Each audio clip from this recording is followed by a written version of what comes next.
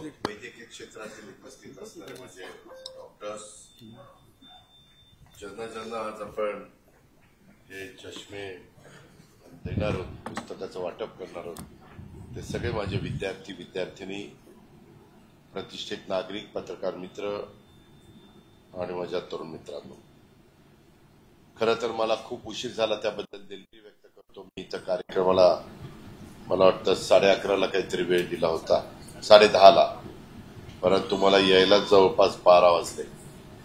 कारण जिरायत भागामध्ये गेलेलो होतो, तिकडे बरीच कामं होती, तिथं काही प्रश्नही होते, समजून पण घ्यायचं होतं, काही सुरुवात पण करायची होती, त्याच्यामुळे खूप वेळ तिथं गेला. उन्हाची तीव्रता वाढली, त्याच्यामुळं मुलांनाही बराच वेळ थांबावं लागलं. मी राजू मेहतांना पण दिलगिरी व्यक्त केलेली आहे, तुमची पण मी दिलगिरी व्यक्त करतो.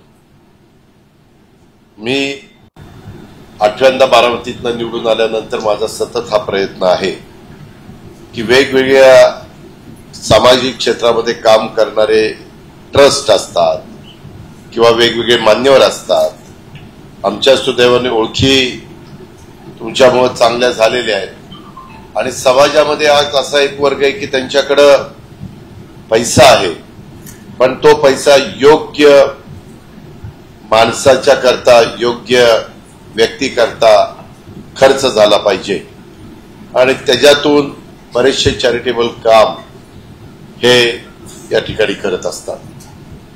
त्याच्यातून आपण अनेक वेगवेगळ्या प्रकारात मध्ये मला वाटतं गेल्याच आठवड्यामध्ये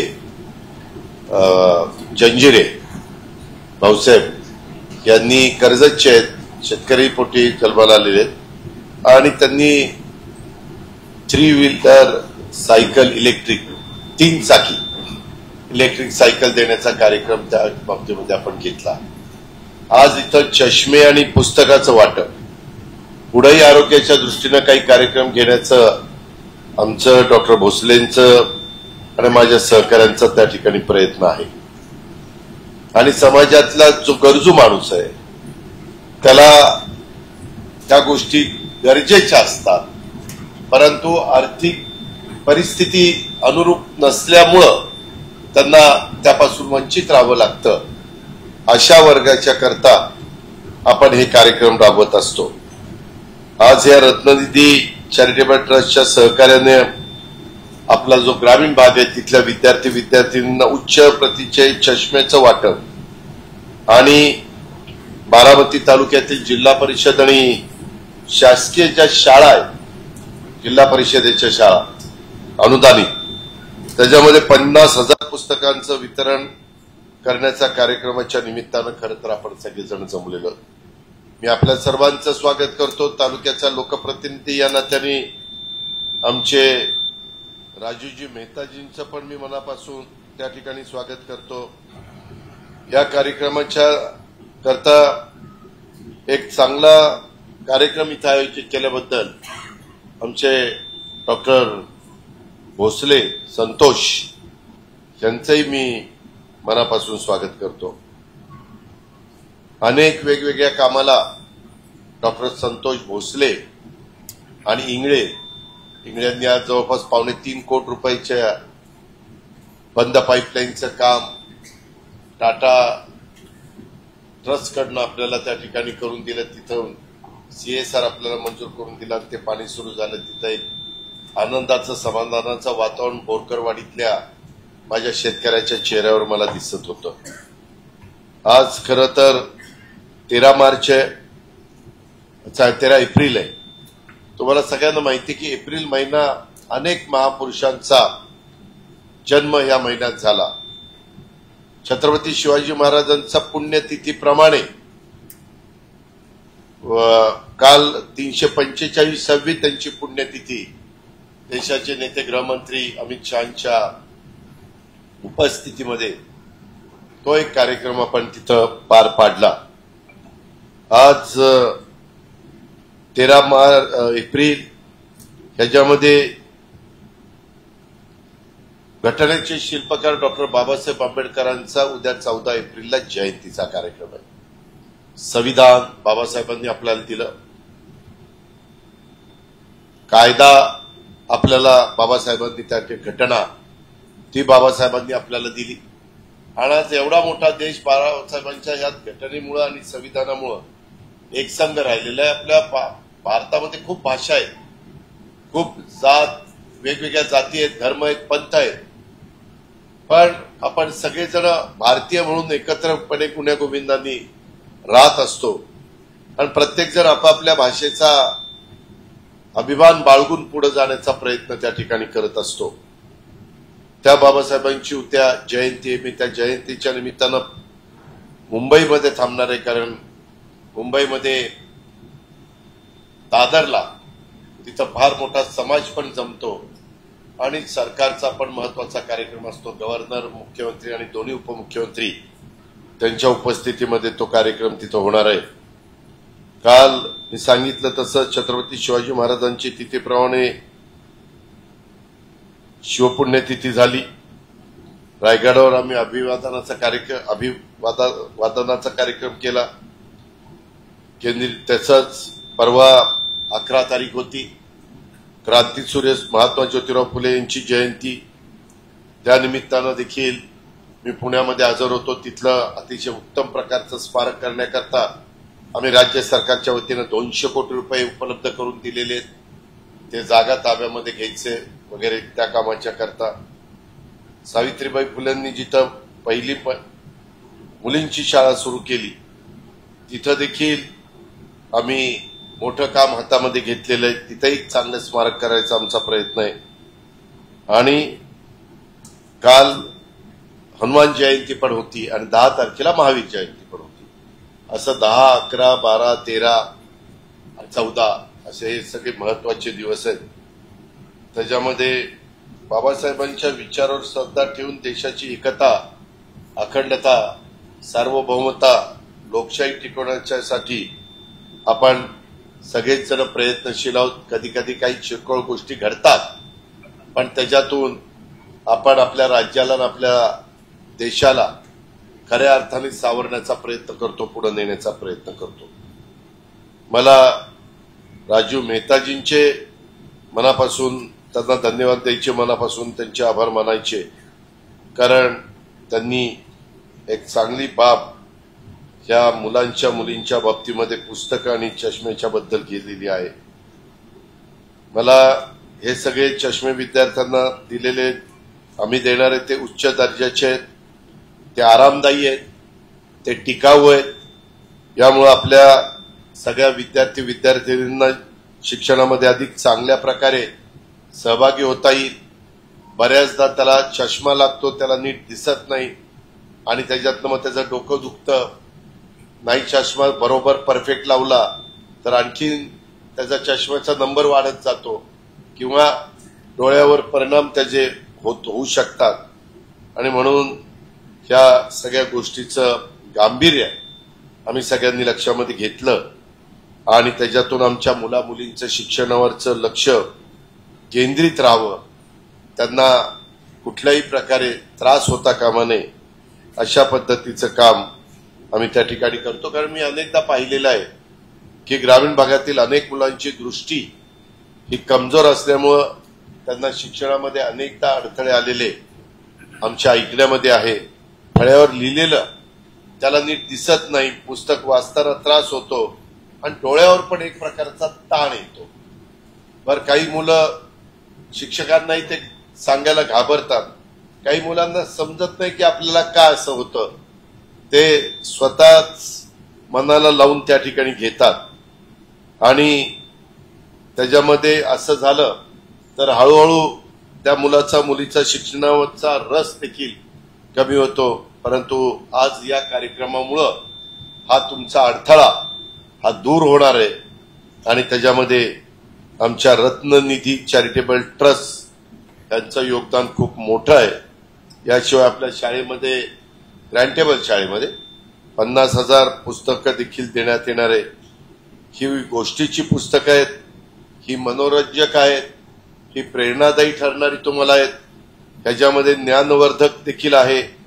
आपल्या ग्रामीण भागातील विद्यार्थ्यांना वाचनाची गोडी लागावी. अलीकडं ते मोबाईल निघाल्यापासून खूप जण ते मोबाईलवर सारखं लक्ष केंद्रित करतात आणि त्याच्यामुळं पण डोळे बऱ्याच जणांचे खराब होतात.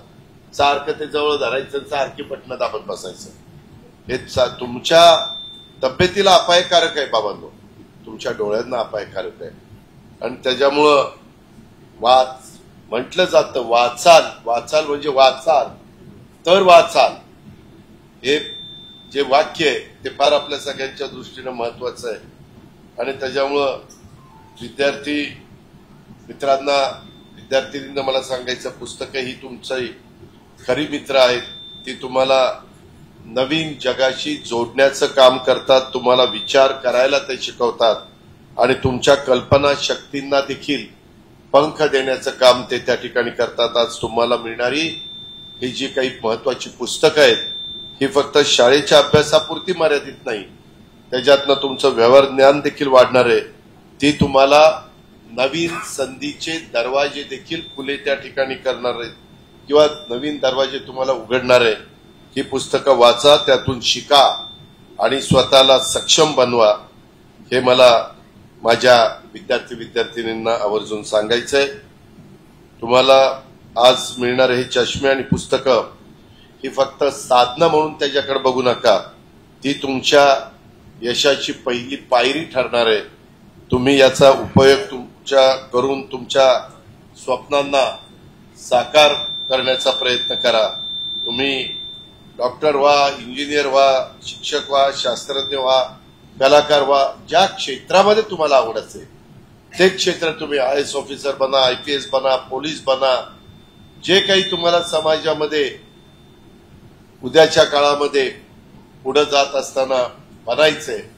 तुमच्या आई वडिलांचं स्वप्न तुम्हाला साकार करायचंय, तुमचं कुटुंब तुम्हाला समाधानाचं जीवन त्याला जगण्याच्या करता द्यायचं, मदत करायची. अशा पद्धतीनं तुम्ही मेहनत आणि समर्पणानं, काही अशक्य नाहीये, सगळं शक्य आहे, पण मेहनत करावी लागती, समर्पण करावं लागतं, योगदान द्यावं लागतं, वेळ द्यावा लागतो आणि चांगल्या सवयी लावून घ्यावे लागतात. साधू संतांचे विचार मनामध्ये ठेवावे लागतात, महापुरुषांच्या विचारधारेने पुढे जावं लागतं, शाहू फुले आंबेडकरांच्या विचारधारेने पुढे त्या ठिकाणी जावं लागतं. पालकांचा पाठिंबा आणि तुमची इच्छाशक्ती यामुळं तुम्ही विद्यार्थींनो नक्कीच यशस्वी शिखरावर पोहोचू शकाल. मुलांच्या प्रगतीमध्ये पालकांनी पण आणि शिक्षकांची पण महत्वाची अतिशय भूमिका असते. आपण त्यांना देखील प्रोत्साहन दिलं पाहिजे. आपण पालकांनी आणि शिक्षकांनी या मुलामुलींच्यावर विश्वास दाखवला पाहिजे, तर ही मुलं उद्याची सक्षम अशा प्रकारची पिढी बनणार आहे आणि त्याच्यातनं आपला भारत देश जगातली महासत्ता व्हावी असा एक आपलं स्वप्न आहे. ती महासत्ता होण्याच्या करता आपला निश्चितपणे उपयोग होणार आहे, हे पण आपण सगळ्यांनी लक्षामध्ये घेतलं पाहिजे. मला पालकांना शिक्षकांना सांगायचं, आपल्या मुलींच्या शिक्षणात सक्रिय सहभाग हा तुमचा असला पाहिजे. त्यांच्याकडे सतत तुम्ही लक्ष ठेवलं पाहिजे, काळजी घेतली पाहिजे. शिक्षकांनी आपल्या ज्ञानाने त्या मुलांचं भविष्य उज्ज्वल केलं पाहिजे. त्यांच्यामध्ये जास्त ज्ञान कसं त्यांना आपल्याला देता येईल ह्याबद्दलचा प्रयत्न केला पाहिजे. फक्त त्यांना पुस्तकी ज्ञान देऊन चालणार नाही, तर व्यवहारात आणि जीवनात यशस्वी होण्याकरता त्यांनी काय केलं पाहिजे हे देखील शिकवण्याचं काम पालकांचं, शिक्षकांचं आणि समाजातल्या प्रमुख घटकांचं आहे. हे पण आपण सगळ्यांनी लक्षामध्ये घ्या. मला राजीव मेहतांना विनंती करायची, नेहमीच ते आम्हाला मदत करत असतात, परंतु ते पुस्तकं पण आता बघितलं मोठ्या प्रमाणावर प्रदान करत असतात.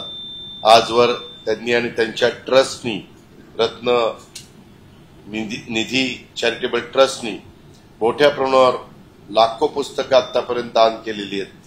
वाचन व्यवस्थित वेगाने व्हावं, शास्त्रशुद्ध पद्धतीनं ते असावं, हे देखील ते स्वतः शिकवतात. कसं वाचलं पाहिजे, कशा पद्धतीनं त्या वेगाने देखील आपण वाचलं पाहिजे. नाहीतर एखादा पान घेतलं तर बाकीच्यांची 5 पानं वाचून होतात, तोपर्यंत जर पहिलेच पान वाचून चाललेलं असेल इतकं स्लो चालणार नाही. त्या प्रत्येक गोष्टीमध्ये काही ना काही गमक आहे, ते गमक समजून घेण्याचा प्रयत्न तुम्ही त्या बाबतीमध्ये करा। आम्ही राजू जी, हमारे यहाँ हमने यशवंतराव चौहान मुक्त विद्यापीठ है, आपको पता है नासिक में है, उसकी लाइब्रेरी की इमारत मैंने बहुत बढ़िया बनाई है बारामती में।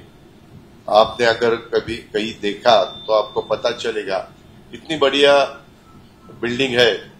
उसमें आपके ट्रस्ट के माध्यम से हमें बुक चाहिए और आपका उसमें सहयोग हमें चाहिए, आपके सलाह हमें चाहिए। और इसमें हमारे बारामती के जो भी बच्चे या बुजुर्ग लोग, यंग जनरेशन पढ़ने के लिए जाएगी, उनको भी उसका फायदा होगा। खाली बारामती वालों के लिए नहीं, वहाँ आजूबाजू के जो दौंड तालुका, पुरंदर तालुका, इंदापुर तालुका, फलटण तालुका, इस एरिया के भी लोग जिनको पढ़ने की इच्छा है वो भी वहाँ आ सकते हैं और वहाँ अच्छे अच्छे पुस्तक पढ़ने की उनको एक मौका मिल सकता है। मेरे ख्याल से 25 करोड़ किती तक प्रोग्राम 23.5 कोटी, जवळपास 23 करोड़ 50 लाख रुपए की लाइब्रेरी हमने बनवाई। बहुत अच्छा प्लान किया है। जरा त्यांना वेळ असेल तर जिल्हाधिकारी वीडियो तुम्ही जाता जाता ते दाखवा त्यांना। हमारे लाइब्रेरी के लिए भी हम बाहर से भी पुस्तक मंगा रहे हैं, लेकिन आपका भी योगदान वहां हमें चाहिए। कुछ हजार बुक्स हमें आपकी तरफ से चाहिए, हमारी रिक्वेस्ट है।